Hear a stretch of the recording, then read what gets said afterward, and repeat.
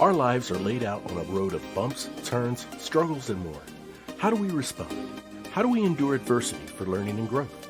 I'm Aubrey Johnson, and we'll explore these questions and more on the Road to Rediscovery.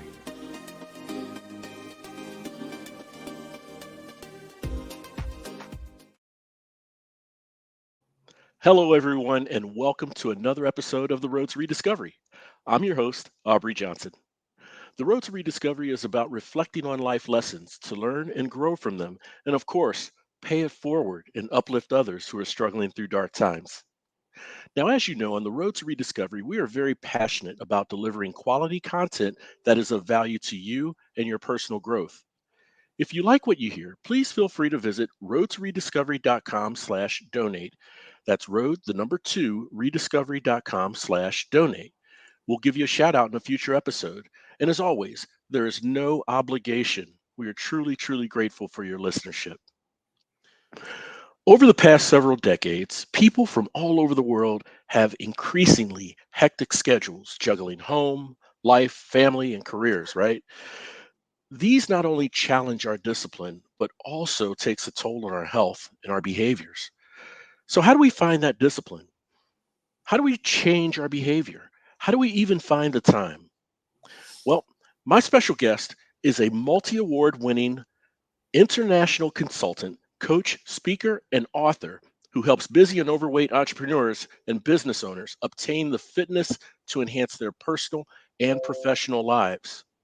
He's endured his own struggles with obesity, overcome, and is also a member of the Chartered Institute for the Management of Sport and Physical Activity.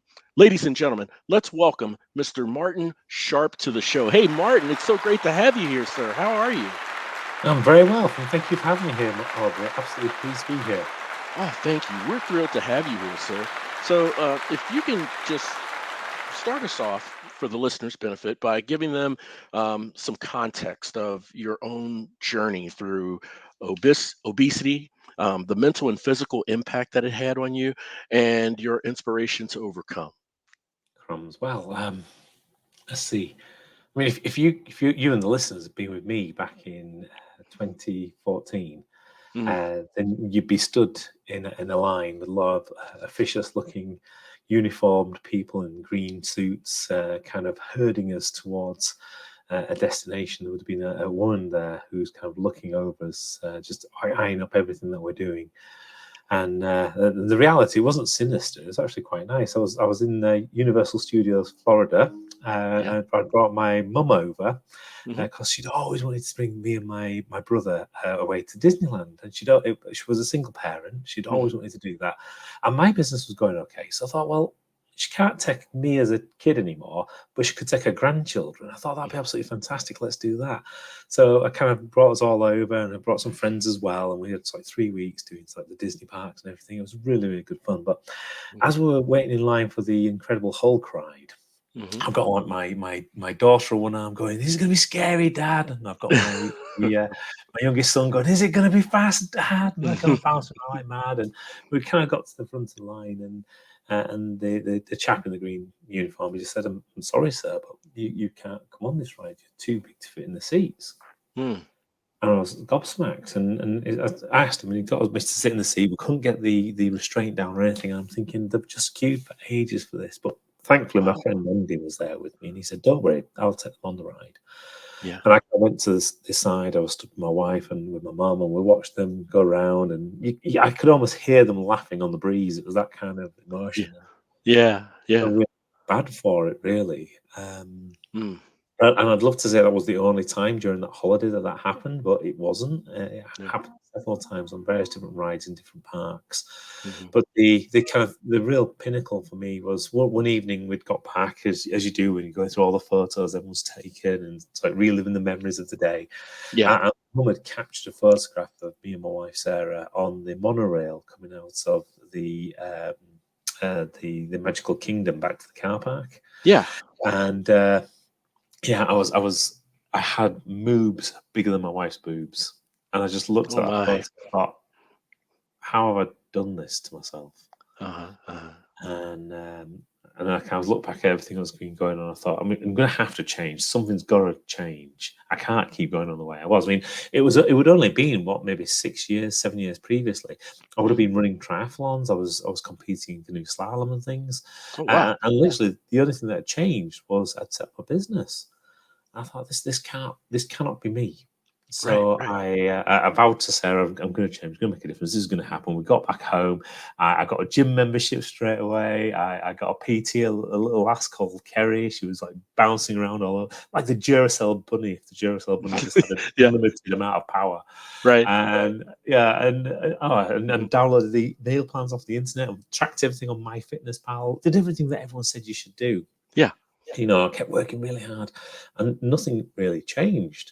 So I tried all sorts of other bits and pieces. You're thinking, okay, I must have done something wrong. So I joined daughter. She thought it was great. She was able to kick dad's ass, and that was it. And when I was down in London, I used to join a friend's kickboxing class. We Yeah. tried all sorts of different diets. Me and my wife, we tried like Weight Watchers and Mhm, Slimming World and like mhm. keto and all sorts of things. And we tried for about 5 years, even stupid things like fat burning coffee. I mean, who on this planet really believes fat burning coffee is going to work? You have to be really desperate by the time you get to that point, right? Right, So right. yeah, we went through all sorts, and after about 5 years of trying it, it was about 2019, and I was thinking, this is ridiculous. I was putting all Mhm. this effort in and getting nowhere. Yeah. And I kind of just like thought, okay, well that's it. This is who I am. And Sarah says, it's not a bad thing. You've got a good business, you're well respected, your family loves you, you've got a great circle of friends. But at the same time, I also knew that I was kind of staring down the barrel of a gun because I'm not from the greatest gene pool. Let's put it this way: if I was a horse, I think I'd be shot by now. My dad's got fibromyalgia and diabetes. He's had several Yes. cancer scares, and Mhm. he bits from because of that.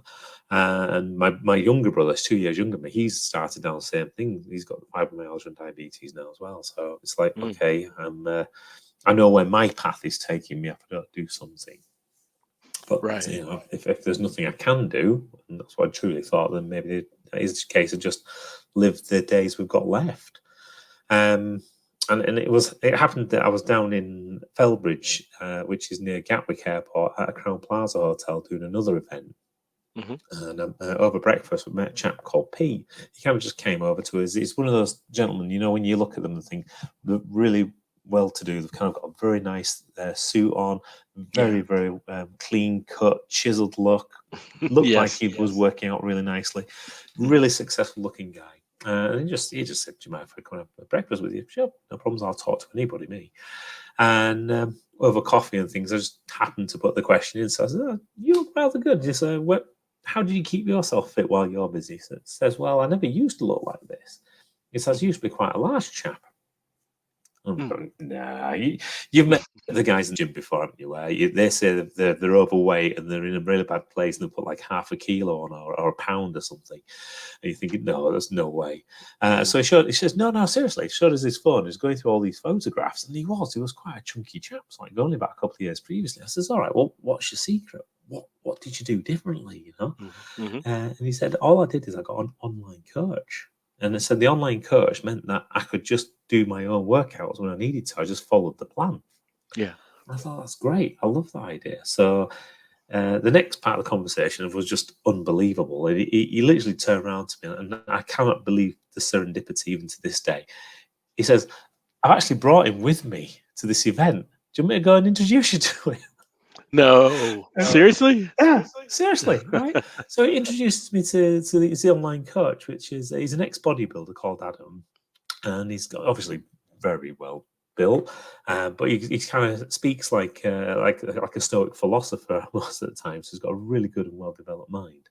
Yeah. And yeah, we had a good chat about things. And one of the kind of first questions he asked me was, he says, "Well, what is it you want to change?" And I explained the same story I've just told you. And he says, "Well, for your change to really succeed, Mhm. you have to tie it in to some things that you really hold dear, your highest values." Mm. And it took me a while to work out what they actually were. And to Mhm. be frank, it took me a while to work out what he actually meant, but that's a different conversation, I think.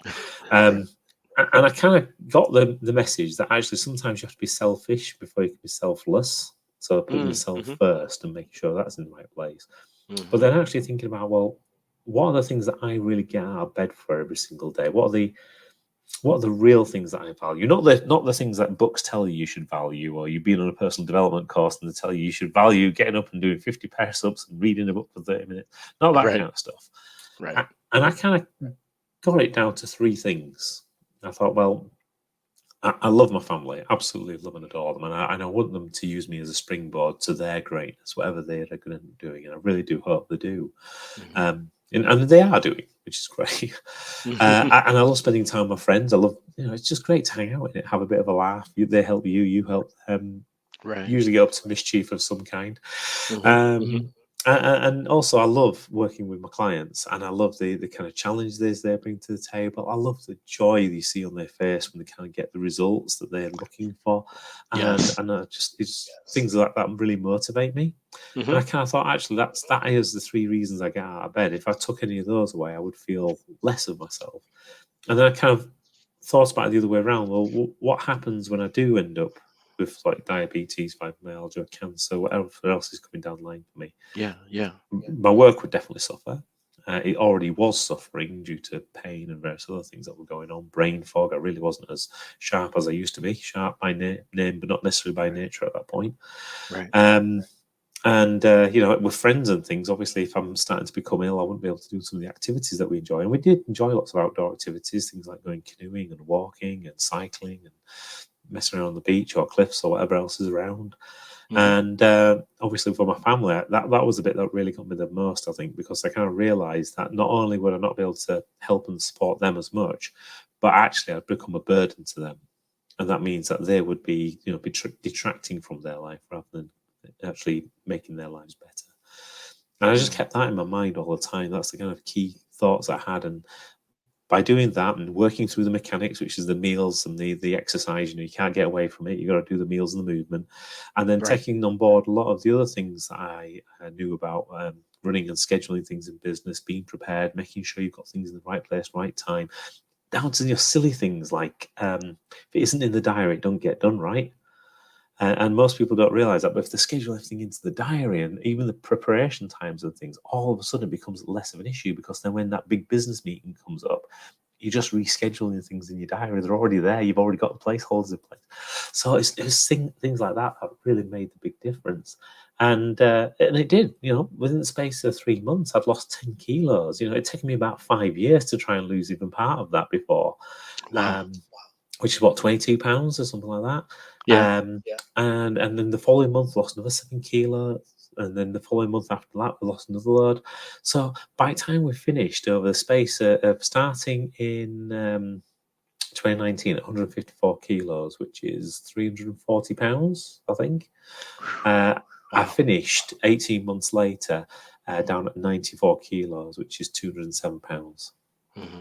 Yeah, and not only was it a case of just shrinking from body fat perspective, but actually I've got gained a lot more muscle. I'm so much more fitter and more sharper, more alert. My cognitive abilities are almost back to like when I was in my mid-20s, although probably not quite as daft. Um, and even silly things like, for example, I can do handstands again. I'm not entirely certain when I'm going to use that in a business meeting, but I can do Right. it. It just Yeah. feels Yeah. great. And It's got to and feel so yeah, great. yeah, Yeah. and now I love like taking all that kind of knowledge and helping other people do the same kind of thing, especially people that are in business, because that's exactly where I was, and it was being in business, having my own business. I actually realised I was putting so much into that; it was at Mhm. my own detriment. And it was killing me. And I sit around so many different business meetings and board meetings and various other things, and the board is literally growing width-wise. And when you start looking at some of the statistics from various different agents like the WHO, the World Health Organization, Right. they really say that actually this demographic, the working, hardworking professionals, people like entrepreneurs, business owners, doctors, engineers, it is the fastest growing demographic for obesity and overweightness. Again, Mm, no pun intended. Um, mm, and it's when you start looking at the figures behind it as well, it's even more scary because in 2010 there was like 1 billion people on planet that were overweight or obese. By 2019, it got to 1.9 billion, Hmm. which means that for 10 years, we've doubled the number of people that are overweight and obese. Right. And have all of the kind of impacts on the health infrastructure, on their own lifestyles, etc. Because of that, with the non-communicable diseases and various other things, death rates have increased because of it as well. It's probably the biggest killer now. Hmm. And then when you start to look at it from what's happened over the COVID period, I mean, we don't yet know. No one's actually released worldwide figures yet, but the APA in America, they're kind of calling it the COVID 15 because they say on average the human adult has actually increased by 15 pounds. Hmm. And when you look at the WHO figures for Europe, 59% of adults across Europe now are overweight or obese. I mean, that's 59, just more than half. 50. Yeah, and it's just horrendous. I mean, if you took that number and you know put it out across the world, that'd be nearly 4 billion people. So that's like another doubling again in less than 5 years.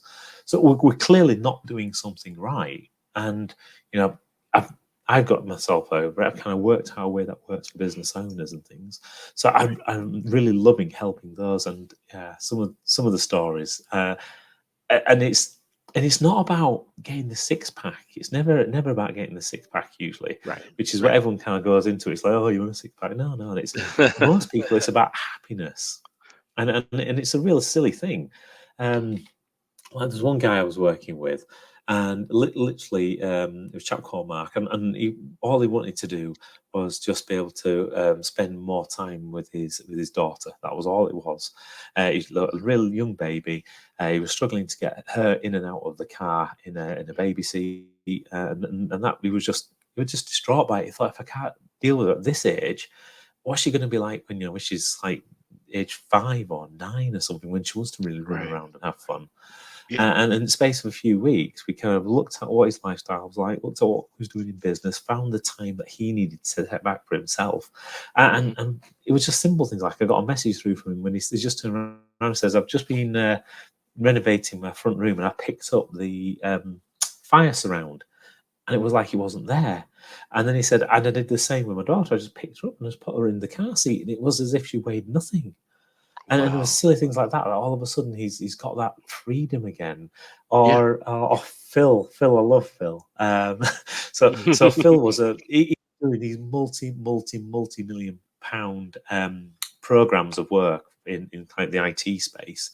And the one thing he said to me is, he says, it's killing me. He says, I've swapped like a 9 to 5 job Monday to Friday for a 5 to 9 job 7 days a week Hmm. because of obviously working from home and things. And he says, I just don't have the time for anything. And he was getting grouchy with his kids. Yeah. They'd found they'd got into really bad habits of just eating takeaways and going to restaurants and things just because it was the only time he could feel like he had time with them. Yeah. So again, we just started to look at ways that he could kind of to carve time out for himself. And then we also did things like we got the kids involved as well because he had a bit of a Haribo habit, the jelly sweets like the gummy bears and things like that. Yeah. Yeah. And so every time we went near the Haribo, his kids used to say, "No, Dad, you're not allowed them," and they loved the fact they could tell his dad off. Right. And yeah, it's just great. You just getting other people involved that really support you and are there for you. But that even things like that, for example, it's had such a knock-on effect, not just to Phil himself, who now Hmm. he just sent me a text message the first time he did the monkey bars with the boys when he was kind of going across them with him, and he thought it was great. And now he takes them out cycling nearly every weekend. He loves it. Um, but yeah, it's not just that though. The whole family's changed because they're not going out for as many meals in restaurants. They're not out at takeaways as much. So the whole family's health has benefited because he started to look for him. So he's become a role model with his own family as well. So Yeah. loads of tales like that. I love them. I tell you, Martin, that is extraordinary because, I mean, what you're doing, sir, I mean, you're saving lives. And, I mean, like you said, fibromyalgia, there's those pre existing conditions make it hard and painful, I'm sure. But, you know, you're preventing or maybe help reduce likelihood of, let's say, heart disease, cholesterol, diabetes. I mean, all these sorts of things, and that coupled with stress due to a busy schedule can really be debilitating for someone, Mm. and so I mean, I have to commend you for the great work that you're doing, because it's not just saving lives, while that's very important, but it's enhancing the lives of the family and the loved ones who are impacted on a positive or negative scale, of your client. And that's absolutely tremendous. I wanted to know, Martin, um, what has been the common misconception, um, or misperception from that you've gotten from your clients in regards to their outlook on fitness before you start working with them? Okay, that's a really easy one actually. It's Okay. the fitness industry is awful because they propagate this message, Yeah. and then everyone gets this wrong message, and then they try and implement it and they fail, and then they get downhearted about it. But Hmm. it's that Hmm. whole eat less, move more thing, Okay. and then they start bringing out the whole laws of thermodynamics and all that kind of stuff as being Hmm. make you sound really sciencey and things. And okay, there is a fundamental truth there, but actually, it's so much more than just that. Hmm. And the problem is when you give somebody a message like "eat less, move more," and I fell into that trap. I did. So, Hmm. for example, Hmm. you say that and you're thinking, okay, a calorific deficit's good, right? Hmm. So, a bigger calorific deficit should be better, but your body doesn't work like that. So, for example, if you took a fundamental like that and said, right, if I have 2,000 calories a day and I do an extra 500 calories worth of exercise and my body needs 2,000 calories to survive, that means that I'm in a calorific deficit, right? Because I'm burning less, I'm burning more than what I'm taking in.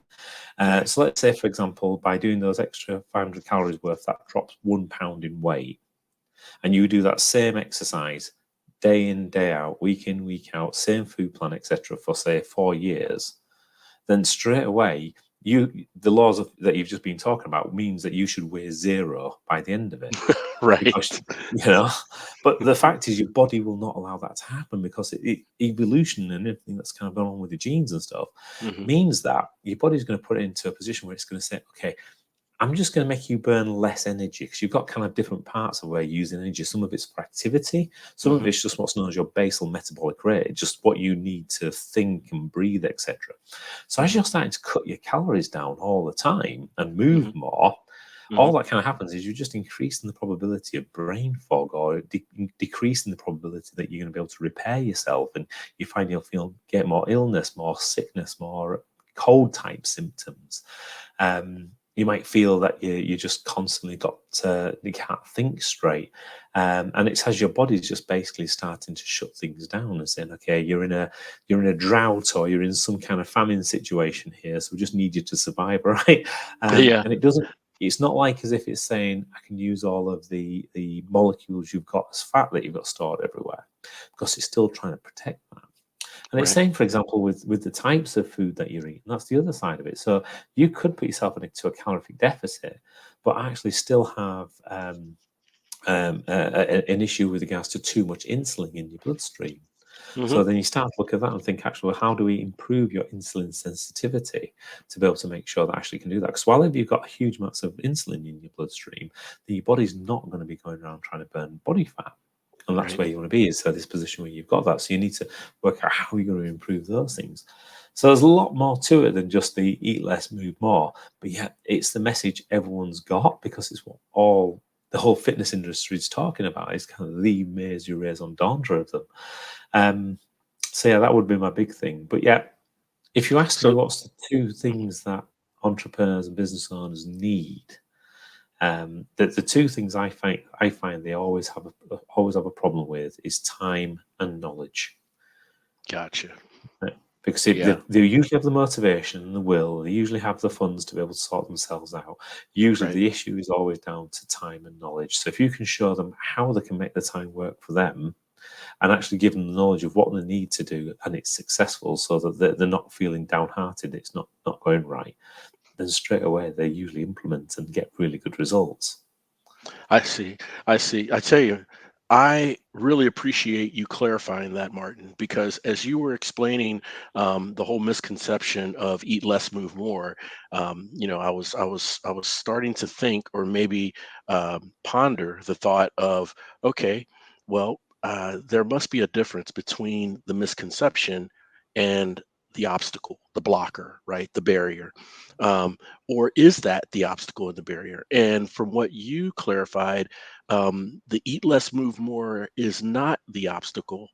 It's a misunderstanding due to the industry and um, money, resources, things like that aren't the barrier either. But time and knowledge, to your point, and so that to me is to me that's a revelation when it comes to um, trying to understand where the discipline comes from or what the true problem is in getting to the root of fitness. Yeah, absolutely. Because I think once you've kind of addressed those two things, Yeah, straight away people they can implement. There's always going to be hiccups along the way, and there's always going sure. to be problems and things. You know, we're all human after all, right? Yeah, yeah. Nobody's perfect, and neither should we ever try to be. You know, because you know what perfection is the enemy of the great and the good, isn't it? So Hmm. yeah, just trying to be the best of who you can possibly be is what you should be aiming for. But as these things start to come up and you start to hit the kind of problems and things, just Hmm. reach out and have somebody where you can have those conversations and say, okay, well, what should I be doing? What is the better path? Yeah. And that kind of makes a big, big difference. Yeah, it does make a big difference, and I love what you said earlier about, you know, it's not about having a six pack. It's not about having like major big biceps, right? If you can get to the true passion and heart of um, fitness, uh, like in your case, it would be to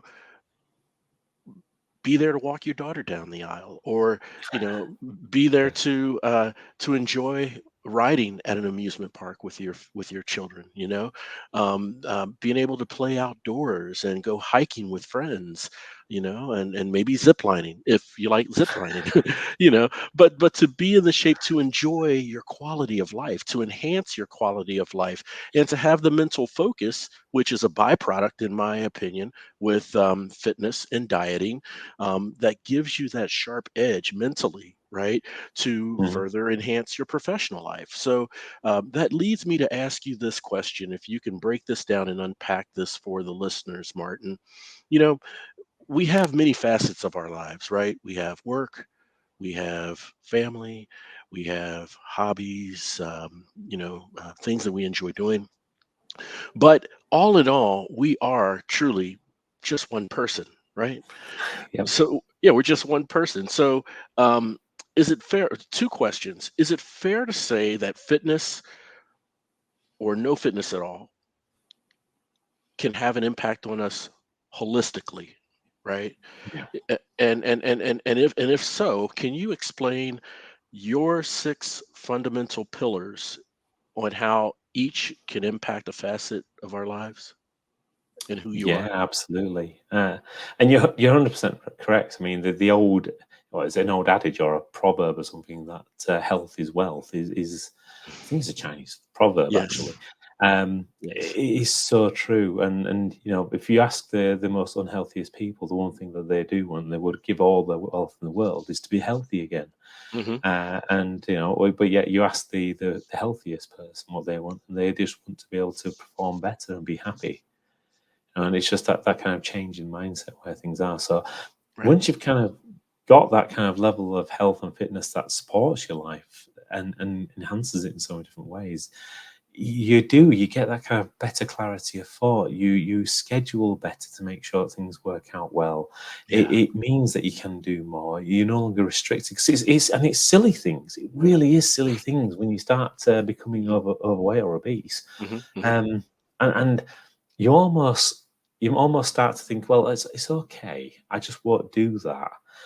So, for example, it might be you no longer like for example, myself when I was at my heaviest, I really didn't fit into seats at the theatre or anything anymore, and I quite enjoy going to the theatre. But I kind of thought, well, it's not for me anymore, really. Maybe I should do something Mm, different. mm. Rather than realizing, actually, I just need to lose weight so I can fit in the seats again. Yeah, yeah. Because some of the theatres in the UK are quite old and they're not designed for larger people.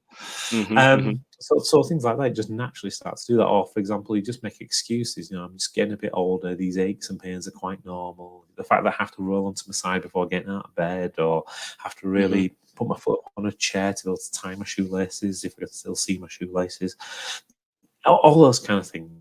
It just becomes an excuse, and it's like you justify it to yourself, but actually in many Yeah. cases it's just purely an excuse. And once you've got over that and you suddenly realize that actually all these things are still open to you, you've got this Hmm. massive freedom of life again, Hmm. where Hmm. you can just do whatever you like. You don't have to worry. Um, Hmm. but yeah, I mean, when it comes down to the six fundamental pillars that I kind of work with, or I've kind of identified when I went through my journey, it starts off with mindset. Because everything starts in your head, right? If you Yep, have that's right. an emotion or a thought, that kind of creates a state of being. That state of being then starts to create actions, because that's what motivates you, whether that's going to be a positive or a negative action depending on how you're feeling. Hmm. Those actions have an effect, you cause an effect, etc. That then creates another thought, another feeling, which reinforces and creates this like a feedback loop.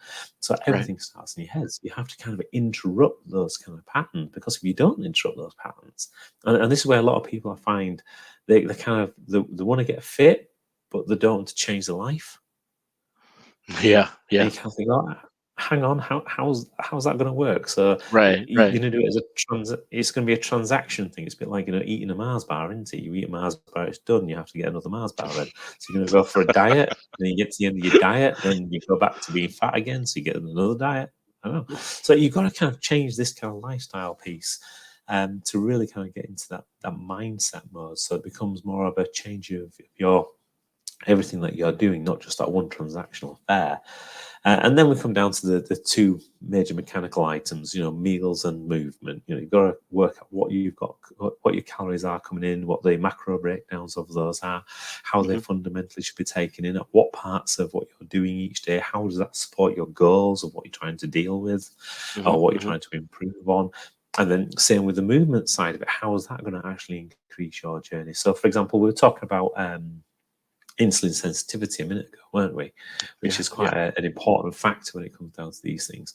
So, for example, if you can become more metabolically active by increasing the size of your muscles are actually really expensive resources for your body, Mm. because it Hmm. takes more energy just to even survive with bigger muscles than to Right. have smaller muscles and carry body fat. Body fat is actually really metabolically inactive, and it's just great for storage. So if you can increase the size of your muscles, then at the same time you're going to be burning more energy, which means that you're going to be able to start to get through the food intake that you've got and this. And if you're building into that kind of meal planning that you've got, things like having days where you don't have a lot of carbs, so you are taking in more fats and proteins and things, then utilizing things like the days that you do have carbs to really improve your performance in doing your training, Right, then right. you've suddenly got a really great combo of how you can make that work even better for you towards your goals, if that's Mm. what you're looking for.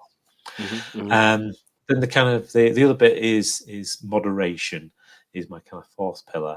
And it was interesting you mentioned stress earlier, because stress can be a really good thing and a really bad thing, because you, Yes. you need stress to grow, but stress in itself is kind of like a catabolic event. It kind of breaks things down, it causes kind of issues in your body, etc. You create things like cortisol and stuff when you're stressed, Right, and right.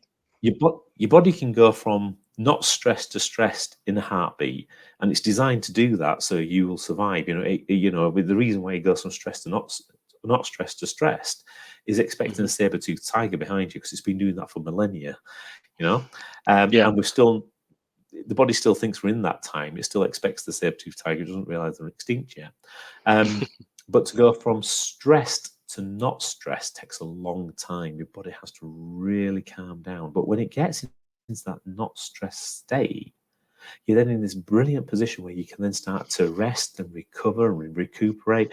I think people normally kind of give it the nickname rest and digest kind of state, or Hmm. your uh, forgotten what the other word of it for. Anyway, not important right now. So we're in this kind of position where we're nicely relaxed, but that takes time. So again, how do you build that into your daily routine? So every Right, day right, you're winding down in the right place. That, for example, you might do it the hour before you go to bed, just so you've got a period where you're relaxing enough so that when you do go to bed, you can sleep really, really well.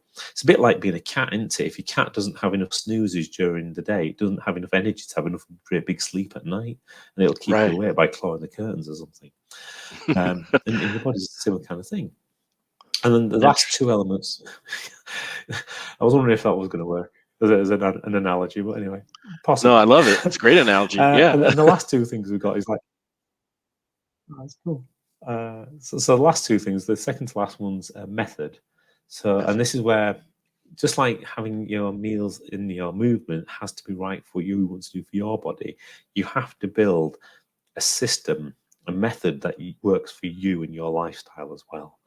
Right. Because you are unique. The way you do things is unique. The way that you've got your life organized is unique to you. So you've got to find that method that fits into you and creates those great habits. Because habits, they're necessary.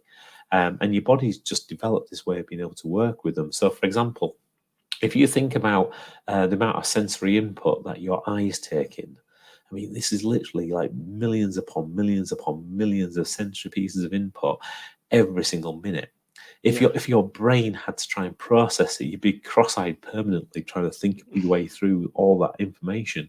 So Mhm. what it does is it uses a number of different shortcuts to be able to say, actually, this is what we believe is happening. Um, so for example, you know you got your peripheral vision. So I know my hands are moving at the side of me, and I know because of the shape of my hands what they are. But actually, the reality is, my brain's filling in the gaps. It can't actually see the shape of my hands. It can just see something moving. Mhm. And Mhm. the same thing, you need to create those great habits in your life so that you almost predict what's going to happen, and you can also predict where the failures are going to be so that you can almost, it's a bit like, for example, risk management in a business, right? If you Right. know what the Right. risks are going to be, you can put risk mitigation and management processes in place. Same with your own life. Yeah, so as Mm. soon as you start to apply those same disciplines as you would do in a business and building those same systems but to you, which is unique, Right. you've got this kind of winning combo.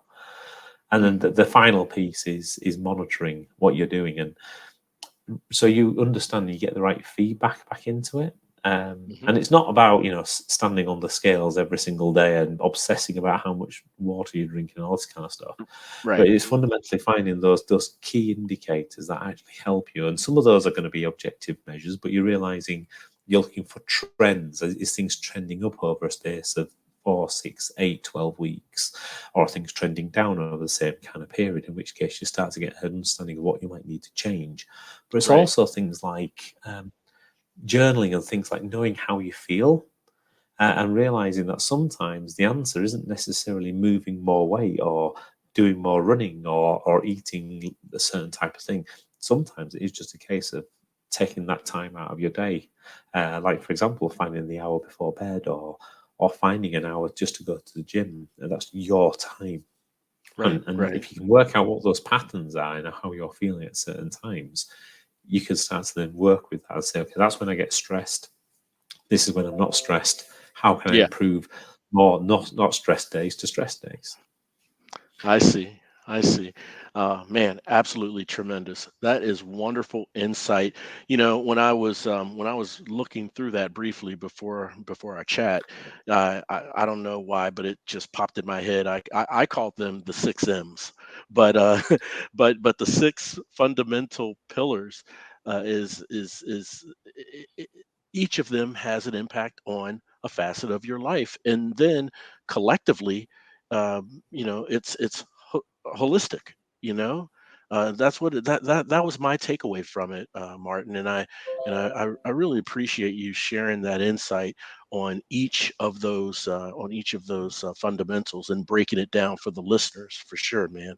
So Martin, how can the listeners follow you, learn more about the great work that you're doing with your clients, maybe even listen in on one of your TED Talks, or read an article from one of the papers that featured you? How can they follow you and connect with you? So there's a few places. The first one is you can just go to martinsharp.com, the website, Okay. and lots of different bits of material and links off there to the various different interviews Wonderful. and various. But this will be featured on there as well when it comes out. So that'll be absolutely Wonderful. fantastic to support the show that you've got, because I think it's absolutely fantastic. And then also you're more than welcome to connect on the social media side of things. So you can usually find me as Martin Sharp UK or Sharp Fit for Life. One of those two things: Twitter, LinkedIn, Facebook. I mean, it'd be rude not to, wouldn't it? Really. Yeah. Yeah. No, I understand, man. In fact, I'm going to connect with you, and I'm going to connect on all those social mediums as well and follow you, sir, because just the insights that you shared in the fundamentals, and you gave me some clarity on the misconception of eat less, move more. So I'm very grateful for that, and I know the listeners are very grateful as well. Martin Sharp, everyone. Sir, I want to thank you for coming on the show. Really, really appreciate you being transparent with us with your struggles early on, as well as sharing the insights that you've learned on your journey as well, Martin. Man, thank you so much for coming on the show. You're welcome, Aubrey. It's been a pleasure. Ah, thank you. And I want to thank all of you for tuning in and listening. So, look, if you have a loved one or a colleague, coworker, a friend, a neighbor who seems not quite themselves, they may seem to fall into bad behaviors, depressed, going through just dark days of despair, not quite sure where to turn or who to turn to, I humbly ask that you please share this show with them, because on the road to rediscovery, we want our listeners to know two things. Number one, you're not alone. And number two, there's always hope. The road to rediscovery, it's a movement, a revolution. And guess what? You are now part of it. We're all roadies on this journey of life, and it sure feels good having you on the road with me. Thanks again for listening. We'll chat again soon. We really hope you enjoyed this episode of The Road to Rediscovery. We'd love to hear from you. Shoot us an email at roadtorediscoverypodcast@gmail.com and leave us any questions or comments you may have. The Road to Rediscovery is an AJ Shark production.